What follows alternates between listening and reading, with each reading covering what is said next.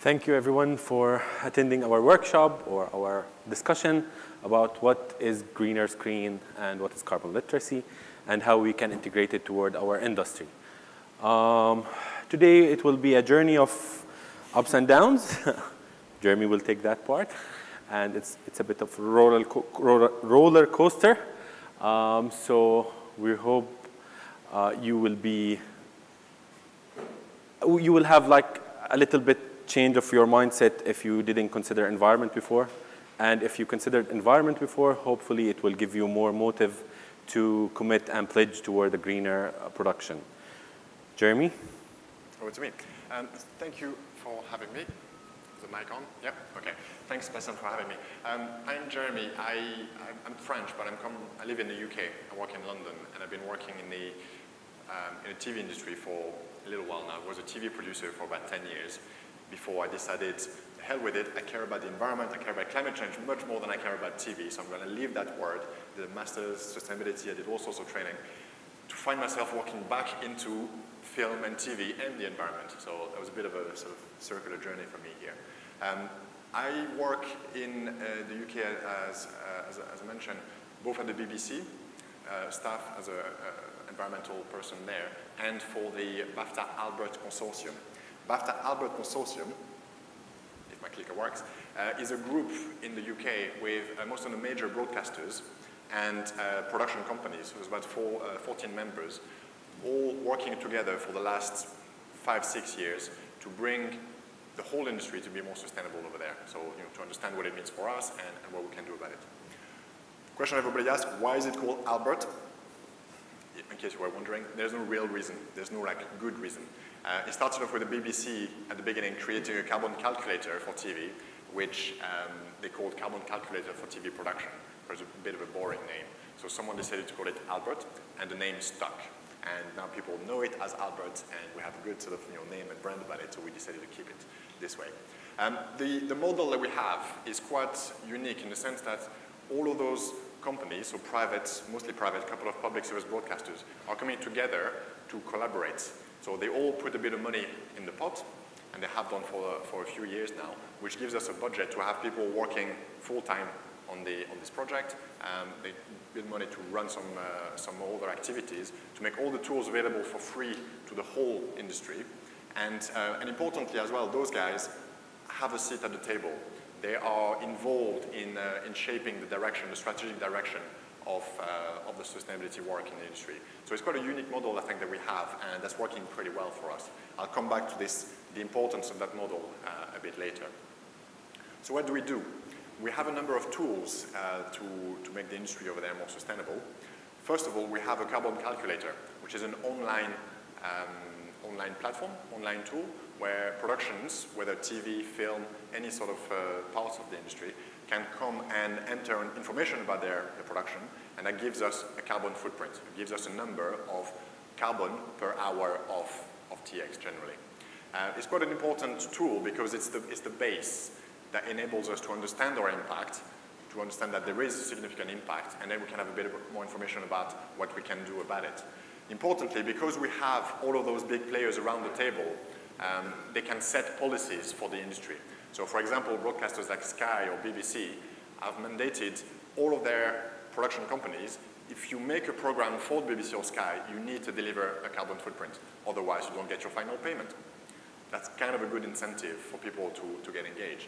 That gives us scale. That gives us about sort of 1,000 footprints per year, all types of productions, and that engages all of those, about sort of 500 production companies, more or less, per year.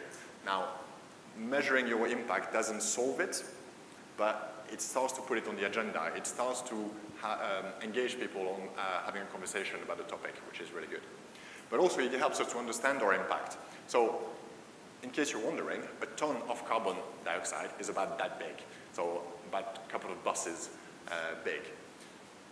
If you were to think, how big is how much carbon does 1 hour of TV produce? You may or may not ask yourself those questions. I do. And 1 hour TV in the UK, on average, is about 13.6 tons of carbon. We're talking TV here, across all types of output. Is it big or small? We don't really have anything to compare it with because we don't understand, carbon impact. But in the UK, again, running a house or a home in the UK for a year in terms of gas electricity, it means 4.5 tons of carbon, which means that for every hour of telly that gets produced, you can run 3 houses in terms of gas electricity for a year. And if you think about the amount of hours of telly that gets produced on a given year, I'll let you do the math. We do have a significant impact. And in a sort of the bigger context of we all need to understand how we can become more sustainable, and we all need to prepare for the future, we start to understand that it's a very significant strategic question for us as an industry that we need to ask ourselves. Very much TV. I talk a lot about TV at the moment because this is where the bulk of our work has been happening. Obviously, there's quite a lot happening in film as well and cinema, but the TV world is the one that we have a lot of data on. And this is the kind of numbers that Albert allows us to have. So you can see you can measure by, you can separate by different types of production. Your international factual, massive. If some of you have been watching Blue Planet, for example, the big BBC natural program, their footprint is humongous because they travel a lot and all this kind of issues. Typically, fiction, drama, whether in a studio or on location, will have a big impact as well. But by having a bit more data behind it, we can see, production office has a big impact. Travel has a big impact. Energy on location has a big impact. How can we then take this data, take this information, and put together strategies, again, as a pan-industry body, to tackle those emissions, to tackle those impacts in a way that makes it easier for productions to implement it. You get to see where we are, how we're working here. Now, measuring our impact is really good. It gives us information, but it doesn't solve it. It doesn't get us towards becoming more sustainable. So another tool that we created about 3-4 years ago now is a certification process. Certification is a standard. It's basically a guided approach for any production, whether you're a documentary, whether you're a drama, whether you are an entertainment show in a studio, whatever type of productions you're doing, you can follow the guidelines, you can follow the standard, and you can be sure that you're embedding best practice. It's an online tool as well. You just follow a set of questions. You can do as many as little as you want.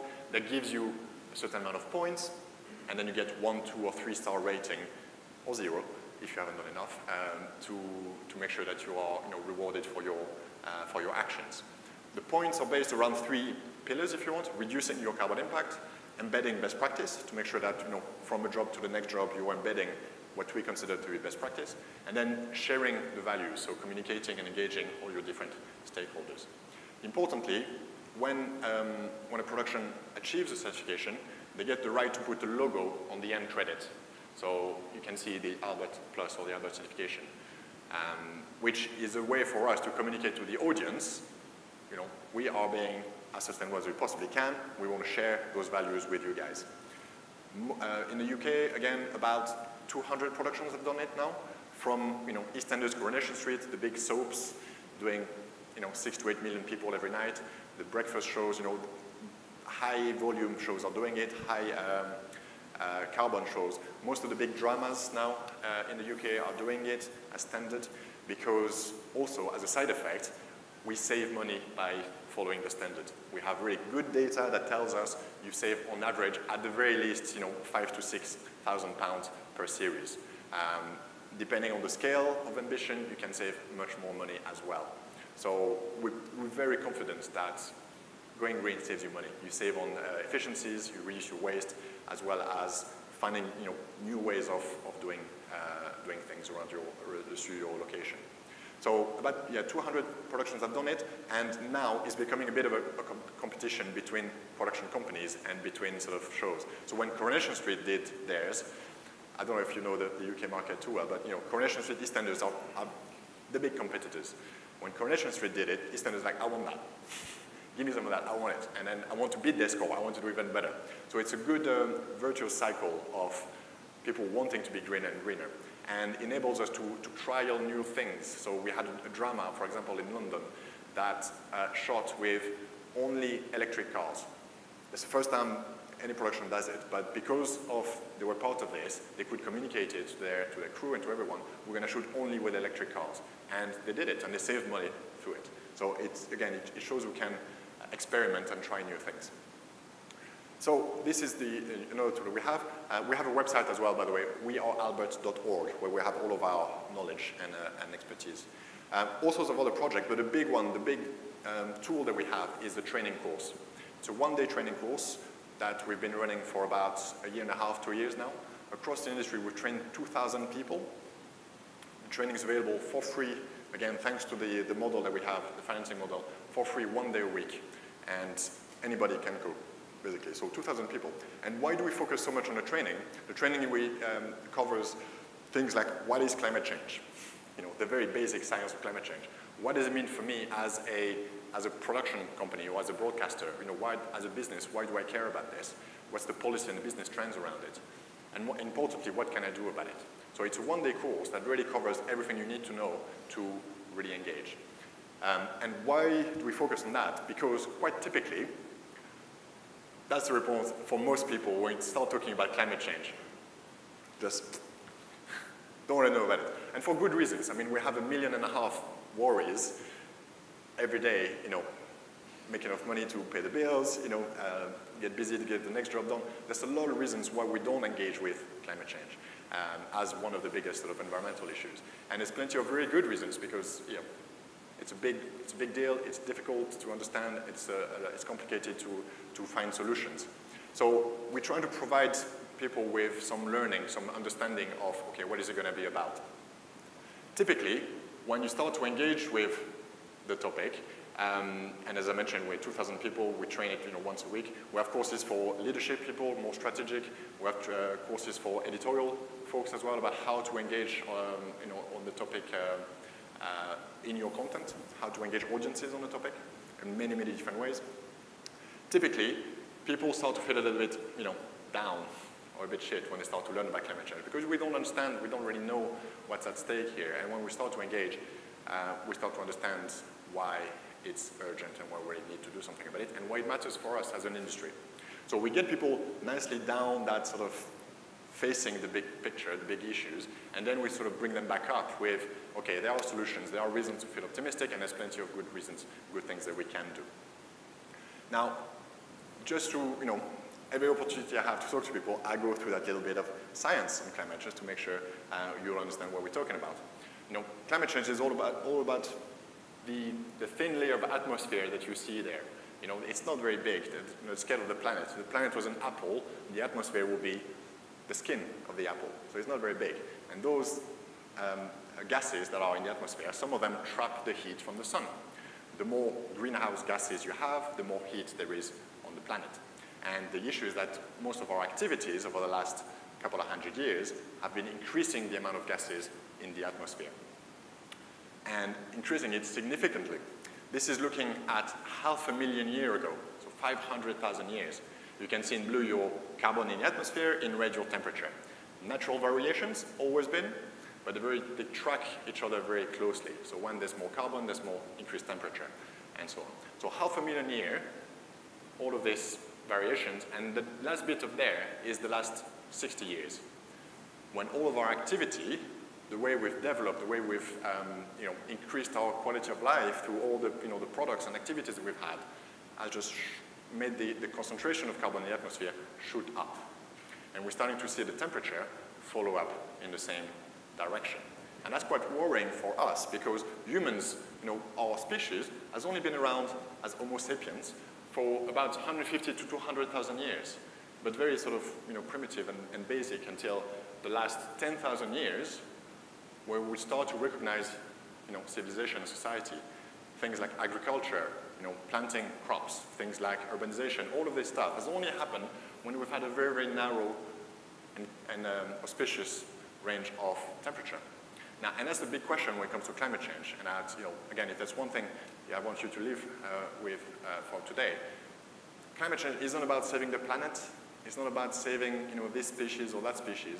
Climate change is asking ourselves the question, how resilient will we be when the temperatures around us are changing?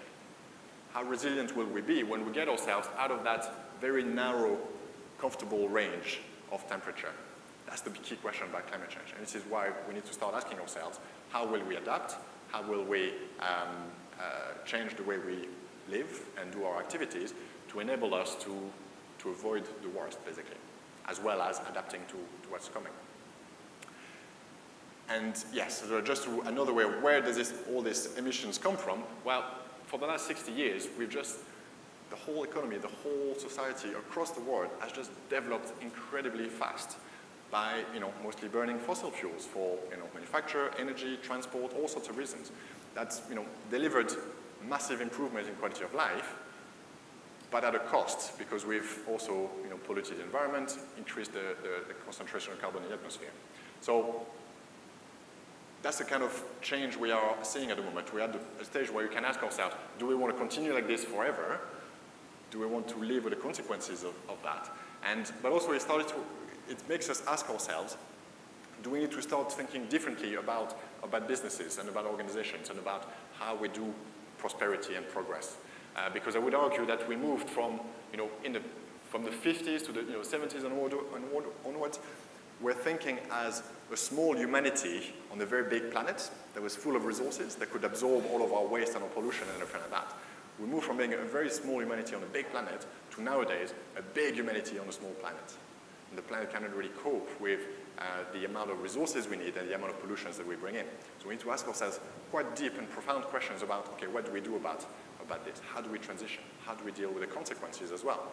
Because what are the impacts of climate change? Well, I like to bring them into two categories. The direct impacts, things that are happening to the natural environment, and what do those things mean for us humans?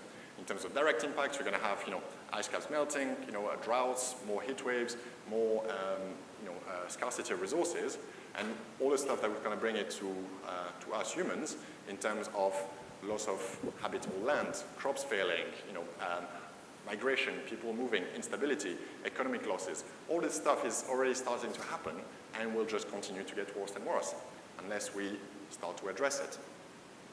So you might think, okay, this is a bit shit. It's not really what I came here for the talk for. But I think it's quite important to address what is to be aware of all this stuff. Because, we need to radically change quicker, basically, than we are at the moment. The more we wait to start really becoming more sustainable, the less time we will have. There's a certain amount of carbon we can put in the atmosphere before we hit the dangerous limits that scientists have agreed. The more we wait, the less time we'll have to adapt. So you can see if we wait until after 2020, we're going to have to reduce very, very sharply. So we need to start asking ourselves those questions because there is radical change ahead of us. One way or another, if we manage to stay within the 2-degree limit, 2-degree of warming that scientists agree is the sort of catastrophic limit, we will have seen a rapid change in the whole economy. And this is the positive scenario if we manage to radically transform all our energy, transport, food system, all of that stuff. If we don't address those things, all the changes that are going to happen to us are going to make our environment very much unrecognizable and not very compatible with the prosperous lives that we all want. So we still have the choice. And you might ask yourself now, what does it mean for us? What does it mean for us in our industry when we make our films, and what can we do about it? So I just want to speak a bit about some of the best practice, some of the ideas that you might want to look at. What is a sustainable production? Well, for us, it's first of all having a positive impact on the people and places that are involved. So looking at if you're filming on a location, not crashing the place. That sounds pretty basic, but it starts there. Aiming for continual reduction in emissions and waste, with a goal down the line to zero negative impact. That feels like quite a long way away at the moment, but by working together, by structuring the industry effort, we can make a plan and get there. And lastly, quite importantly as well, sharing sustainability values with everybody involved, whether it's your crew, your suppliers, even the audience, finding ways to communicate sustainability values so that we can show that we care, show that we want to be part of it, and show that we can get others involved as well. So some of the best practice, I like to think of it as buckets of action, so it's easier to think about it and to structure our efforts. First of all, you can think about the energy that you use. So what sort of things use energy?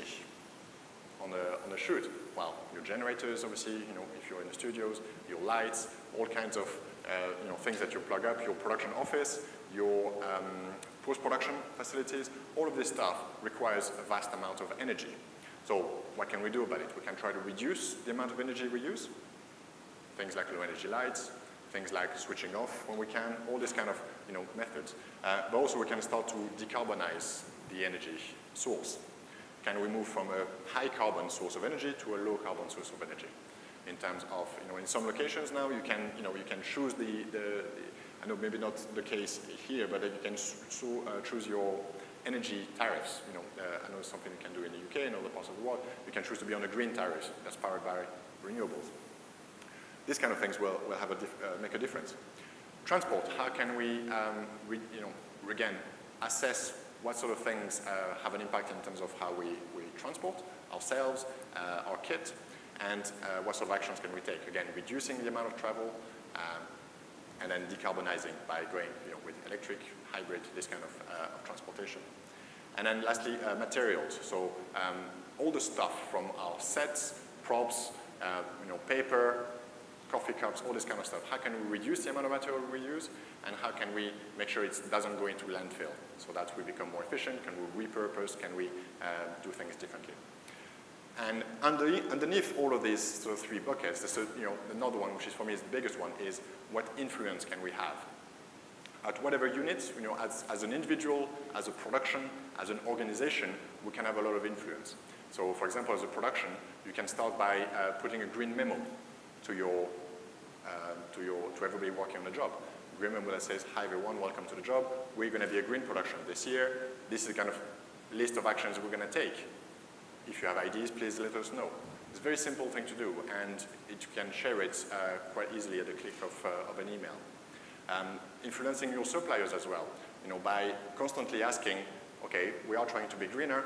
What kind of services and products can you help us with that will help us becoming greener? What sort of policies do you have to become greener yourselves? And lastly, the big influence we can have is with our audience.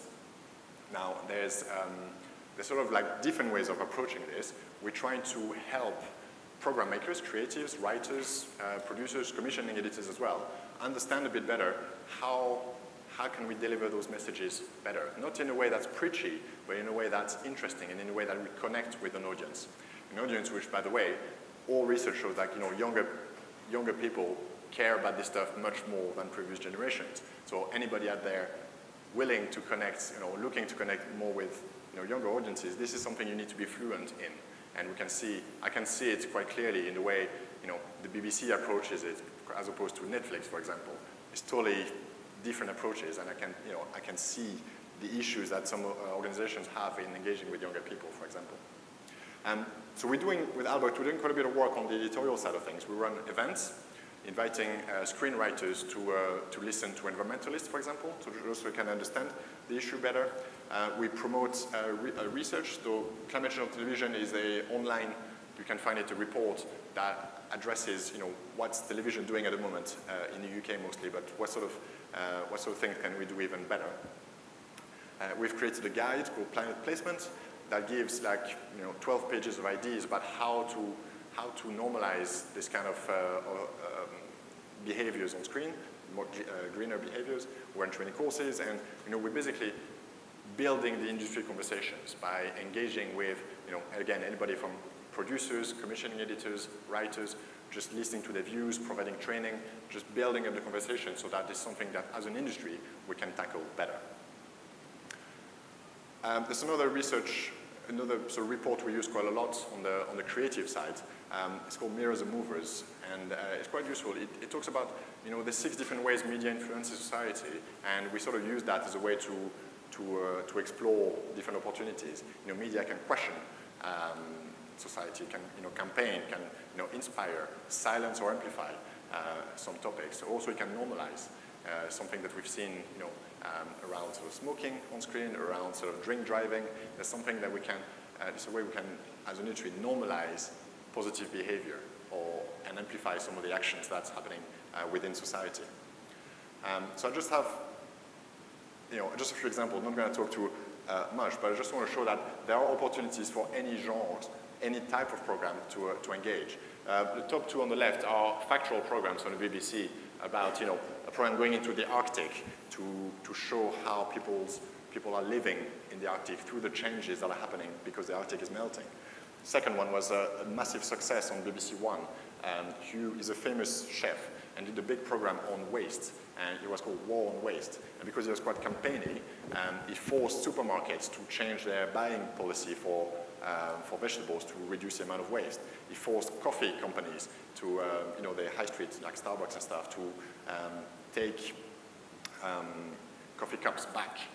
And so the impact that one program has had on society has been massive. Some really good documentaries as well. Merchants of Doubts looks at all the business around climate denying. It's a whole industry of climate denying, and they investigate and find like a very good tone and a very good way of exploring the topic. The two in the middle is more about normalizing behavior. On the right is EastEnders. They introduce sustainable behaviors. This is one character who has a smart meter to check how much energy he's using in the home. You have characters now going to the coffee shop with a reusable cup and say, oh, can I have please coffee in this, rather than taking a takeaway cup. There's kind of, you know, normalizing in soaps without making a big fuss out of it, but just it's normal behavior. The middle one is Netflix, Grace and Frankie. The characters drive around in an electric car. They don't need to make a big fuss about it again. They just happen to drive in an electric car because that's the kind of people they are. They don't need to, you know, explain it. Also in Grace and Frankie, there's a big storyline on palm oil, which is, you know, a big deal in terms of climate. You know, they're weaving it in terms of their storylines. Netflix as well, at the bottom there, Chasing Coral, amazing documentary on how coral reefs are disappearing, so loss of biodiversity. But again, treating it in a way that's very different from, you know, the BBCs or the traditional broadcasters. They go much more, they don't have to make apologies for, you know, the way humans are treating the environment. They can just, you know, be quite hard-hitting with it. On the right here, it's the Belgium weather forecast. Once a week, they have a little stint about how much renewable has been generated that week in terms of solar and wind, and how many houses have been powered by those renewables. So it's quite a way to normalize it. And on the left, a Dutch drama, 3-part drama on one of the public service broadcasters, did almost 50% shares, massive success. It's all about what happens when the protection break and the whole country is flooded, and what happens to us then. But they really did their homework for a drama, and people watching it were really freaked out because they started asking questions. Is that really what's going to happen? And governments and, you know, officials say, well, yeah, that's kind of what's on the cards for us. And so again, it really changed the conversation in society, and it led to much more action. And what, you know, on the left there, you know, some of the US entertainment hosts, you know, Jimmy Kimmel, Jon Stewart, John Oliver, all those guys, they use comedy as a vector to talk about climate change in a way that not any other genre can do. Because with comedy, you can speak the truth. You can, you know, speak truth to power. You can call bullshit on some of the topics. And I think there's an opportunity there which other genres don't have. And I'll let you read, this is the, you know, John Oliver quotes. There's some really good content on climate change. Again, being quite irreverent, but calling a spade in a way that, you know, factual or documentaries sometimes can't do. So quite funny. And then through our training as well, we try to inspire. Click. Clicker is not renewable. We're trying to inspire programmers. I'm not going to go through in detail, but there's plenty of stories out there about how we are adapting to climate change, how we are finding solutions to climate change. There's plenty of really interesting stories out there from, you know, people creating their own food production in their in the communities, people building their own sort of power sources, refugees, climate refugees, how we, you know, transitioning industrial models and business models. Plenty of really good stories. And I would say that for the first time, we have both the technology, the skills, the awareness, and the will to make sustainability a reality. This time of our life is the last moment where we have the ability to avoid the worst, and the first period of time where we had the ability to do so. So there's big things happening in society at the moment, and it's for us to try to capture that as content maker. So just to finish on the Albert International project, so this is a project I lead with the Albert Consortium. Our vision is to package all the stuff that we have in the UK, all of the tools, all the experience, all of the methodologies that we have, and to help other countries to have access to them. Now, some countries that we work with start from scratch and have nothing at all. Some countries, like here with Bassam, have already initiatives in place. Our idea is to try to work with whoever is interested to provide them with more resource, provide them with support so that we can collaborate more internationally and we can raise the game for film and TV worldwide. So we've been working with projects in different parts of the world and sharing our training material or tools or tips and best practice. And the idea is to continue to build that and to continue to make a bigger difference. We've got big hopes as well working with international organizations for broadcasters and film, and to, again, with the same spirit that we have with Albert, collaborate, share best practice, but also change policies so that we can get everybody to raise the bar together. Okay? So that's it for me. I'm going to pass over to Bassam to talk more about what's happening here.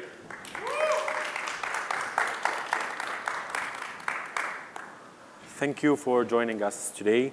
I know it's like the last days of festival and people are trying to catch films, but thank you for your valuable time and joining us. Let me just give you an overview history about how we started green production in this region. It started back in 2014 out of my passion to this industry and my care and value toward the environment. We wanted to try to merge it both. And thanks to CMS, our main supporter, and Ghassan Al-Assad, our CEO, he allowed us to experiment. We cost him a lot of money to change our equipment, but it paid back in a short amount of time. So the idea was how we can reduce, how we can reach to a level that our impact is really tangible. And in less than 2 years, we can feel that. And we felt that it is really selfish to keep it for our own. So we decided to do Greener Screen. Greener Screen believes in,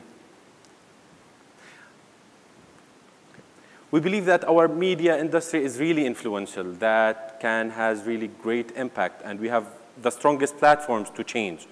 So we want to change climate change or participate in that change. So we want people to adapt our values or the values of greener production in any industry. Our bigger goal to have a net zero energy, net zero emission industry by very soon, hopefully we can accelerate. Jeremy always says like it's to 2030, but we are hoping to do it in 5 years because like we're really fortunate that we are starting from Dubai. So it's always faster in Dubai. So we want to create this positive change through awareness, both in production and on screen. Why greener production? Well, because we are influential, we can influence. Our industry is really strong. As Jeremy said, like the average is 13.5 tons of carbon footprint in 1 hour of television production. It's really huge. And some productions can shoot up to 40 and maybe hundreds of tons of carbon footprint and carbon emissions. So we're hoping we can reduce that. Okay. How we will reduce that? By control and reduce our emissions by the 3 buckets that Jeremy talked about, by reusing like sets, wardrobe, and there is many simple best practices that we can implement. Then, of course, recycling. If we couldn't change to like water bottles on set, we had to bring some plastic bottles. At least we don't throw them to trash that will end up in our system because like, ocean, landfill, then it's in our bodies. And the last thing is offsetting. Offsetting is really a tricky word. People would do harm, then they would offset it by planting trees, or we are trying to find a formula to have on-screen offsetting by calculating your carbon footprint, then divided on hours, and have an impactful content on your screen to change your audience perspectives. the great thing about sustainability is it's not only about environment. It's the three pillars of sustainability: environment, social, and financial. Producers, you will be happy because you will see a positive impact on your budget, like reducing fuel for your cars by switching to electric or hybrid cars. It's money for marketing your film or your content. Reducing water bottles by bringing coolers or reusable water bottles. It is another money to, I don't know, distribute, find new places, and many other ways like switching to LED, partially without affecting your creative vision, or fully and adapt with that. DPs would understand that. It is an extra money. Like if you are switching to LED, it's not only the amount of energy, it's amount of breaks because of the heat. People are overheating. It's already hot weather in here. So it is always a solution for different aspects. This is how we will do it. We decided not to reinvent the wheel. We partnered up with Albert, with BAFTA, so we can start where they are now. So we are not behind. So 7 years of research, developing numbers, 2 years of training. So they had really good development. So what we will do, we'll start with training because knowledge is the basic thing, so we can help spreading the awareness. Then we will go to green production consultancy and broadcast consultancy to work with broadcasters, production companies, and industry leaders to start switching toward greener methods. Then hopefully we will have the green tools for production and calculator and certification. Our aim to have the best practice, like to be like the strongest thing for Albert is the calculation and the certification. In the US, they have green production guide for Producers Guild of America. Their strongest is putting big studios together and let them work together by reusing both sets or utilizing every single thing that every big studio has. So our best or our main feature will be like to develop best practice, research, and on-ground case studies, so industry leaders or producers can benefit of that. Then we would have environmental film screenings for audience and for filmmakers, because it's really niche. Like content about environment on our TV or in cinemas is really limited. So we want to create that, hopefully by having some sort of cinema days or film festival. And maybe we would have some sort of incentives for producers who will adapt that production, that way of production. Then we will have the production sustainability labs. We would do a really in-depth research. Like our first research will be about cameras effect and how we can utilize our kind of cameras so we can have best results, so less light and better result for the environment. This is how we will do things. We will start with education and awareness, then emission calculation, then creating the incentive, as maybe with government, maybe with private sector. We're still working on that.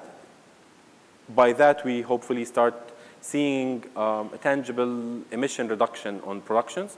Then we will go for regulation, working with government. So there is a strict rules about reusing, recycling, and it will be like a checklist that you need to have it before having your permission to shoot. So yeah, as I said, we will start with carbon literacy as almost the same of UK with localization, and we will have it in Arabic, of course. Then we will have a green supply chain management, so we can help. Like it's not only we will talk about it. We will have like what do we call it? Like a green vendor page that we can help people to go toward greener solutions. Then we, as I said, we will have the empowerment and mentorship programs, film screenings, and access to a wide network like-minded sustainability adopters. So I want to make this short so we can open for questions. But before, I want you to ask for a call to action. So please, as simple as follow us on social media to know more about how we will start our workshops. Our social media handles are Greener Screen, as simple as that, on Facebook and Instagram. Our website is greenerscreen.com. You will have the best practice tools. You will have our emails, every single thing. And I want to have a small announcement. We have the first people who will commit to their production is Amjad Abul Ala. He's here. Amjad pledged on the first day of DEF to switch his upcoming film, You Will Die in 20, to as sustainable as he can, because he's filming in a rural area in Sudan, and hopefully we can help them reduce their budget, create a huge impact, and help them to be more sustainable. And the first research will be with our internal team, and will help us with that Hassan Aslan, to search for best solutions for cameras and understand how we can utilize our camera toward less light. And please, اعمل الصح. This is our slogan. And please, it's the floor for yours. And thank you, Jeremy, for the presentation. And please, if you have any questions.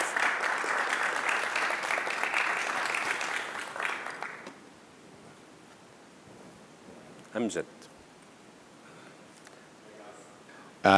It's really nice to listen to you, to get more understanding for what we are gonna do. Actually, Bassam, he been like talking to me about this long time as a friends when we go everywhere, like, and he told me like, do your film like Green Production. I was like, oh come on, I'm very like heavy smoker, and I'm not really that one, but I care about you know, environment, and we have talk, and we saw some films, and after any films I saw about this, I get like, you know, like oh my God, this planet is dying. But you know, that lasts with me like just 2 hours, and then I do bad stuff all the time. So, but when I went back now, I'm in the middle of pre-production, and when we go to that village, with my crew, art department crew and stuff, I just noticed every one of them, which is part of them I know and part of them like just a crew like they joined, they really care about a lot of stuff. So I told them, okay, if you all care about environment that much, why we didn't do what Bassam wanted me to do? So I just texted him, Bassam, you know what? I'm in. You know, not because of me, because all the crew really like, you know, take care, don't put this here, you know. So I like that. And actually, I'm shooting in a village, my dad's village, which is, it's very memory for me. But I remember how it's the Nile, it's next to the Nile. And it's not a secret that the Nile is dying. And the Nile is dying starting from Ethiopia till Egypt with all what's happening in this Nile. So I think it's very important for us to save it. It's a history, it's kind of God for Egypt. You know, the old Egyptian and Sudanese, this is like a God of this area. They worship it before. And now it's dying, seriously. Like when I went this time, even, you know, there is a places without water. So I thought maybe that will help somehow. I don't know how. You guys will tell me then when we will start pre-production, or send someone with me, because I really don't know what to do and to make this right. But so far, I just discovered like I never print my script once even. Not because Green Production, just because I don't use, like I didn't have to. So I thought, why should I print it on the set after Bassam talked to me? So it became not just something happened, it became something we will do as we can, sure. It will not be sure 100% Green Production, because I can ensure that in Sudan, but if like cars, let's say, like our city, that the hotel in, and the other place, it's like half an hour, so a lot of cars going, there is no electricity car there. So it will not be 100%, but it would be as much as we can. Thank you, guys. Thank you, Amjad. Thank you.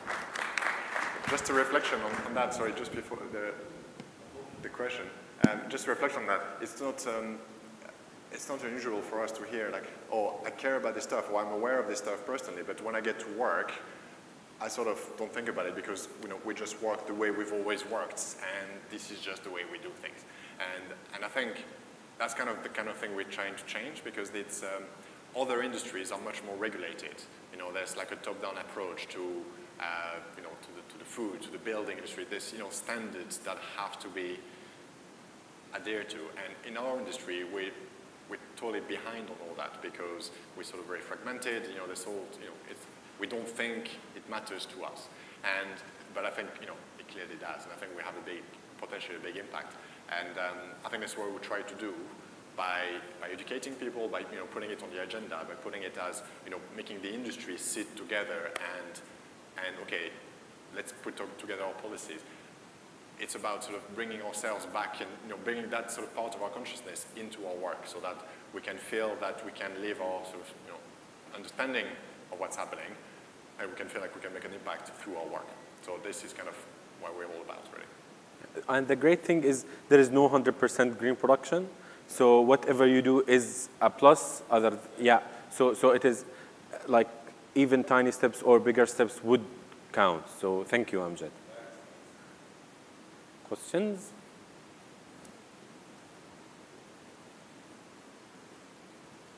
Hi. I was working on a film recently, and most of the co-production coordinators and the line producers, they're a bit old-fashioned, because most of them, they're, especially like outside, that was in Sydney.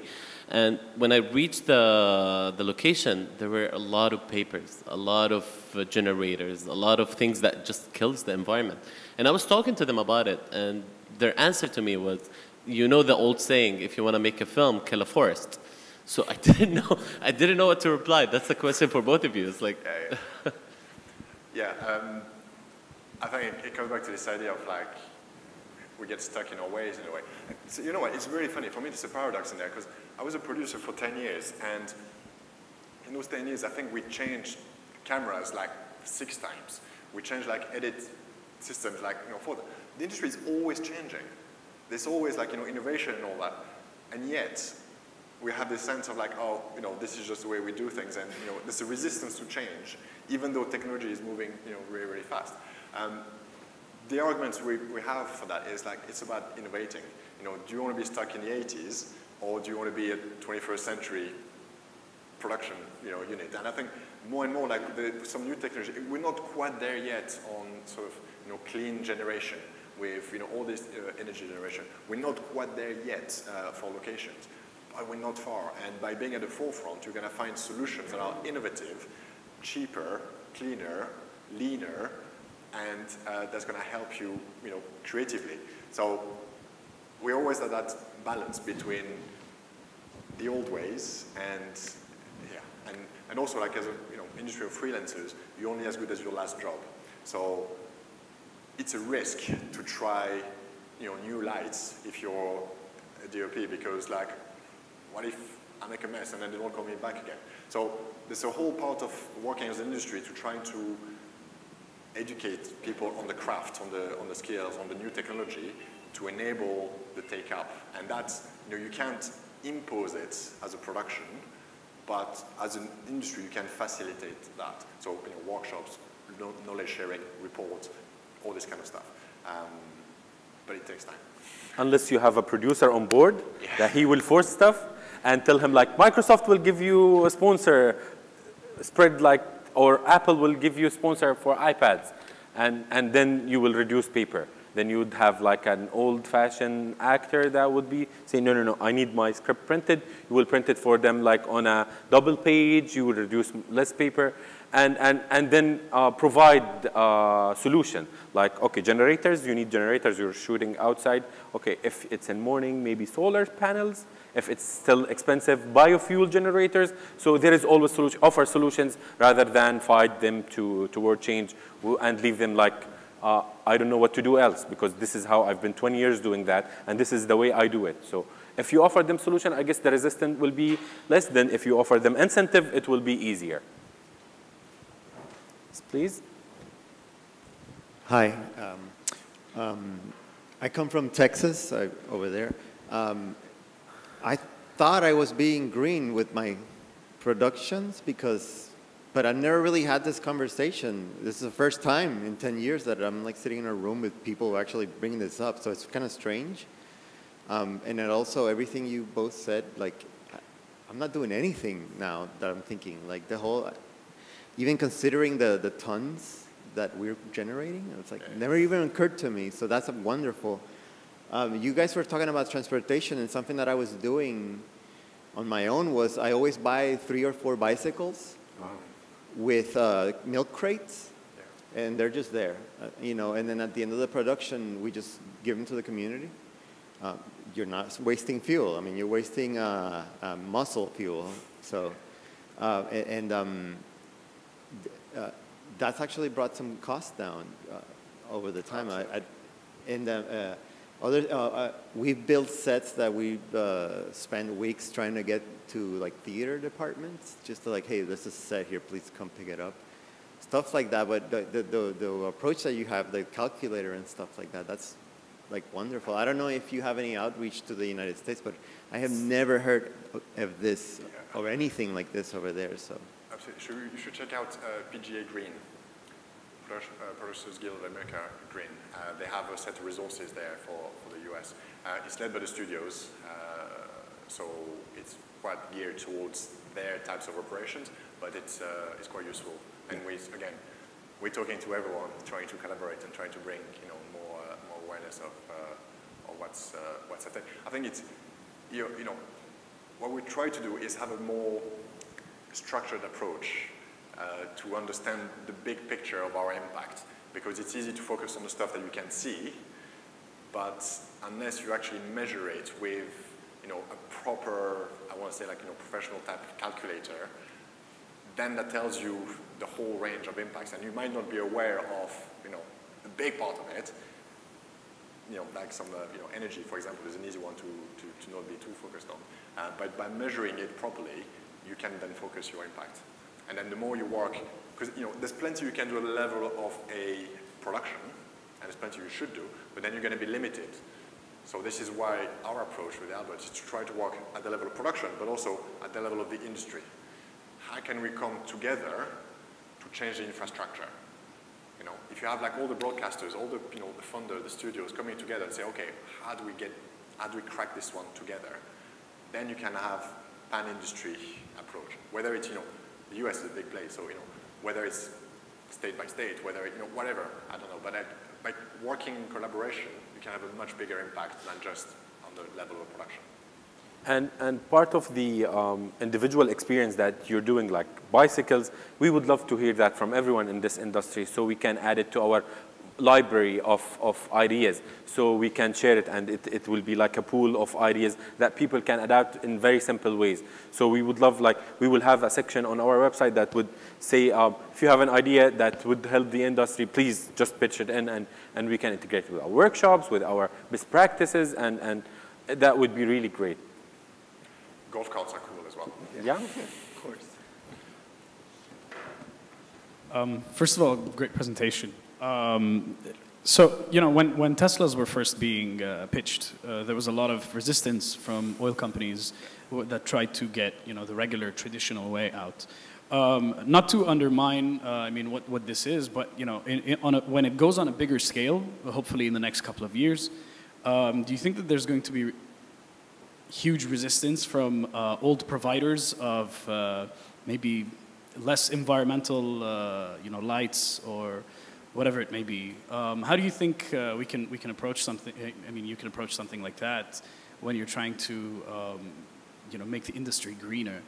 Given that the film industry is huge in certain places, such as the U.S. Or even in the West. I mean, over here it's also there, and it's very prominent in some places.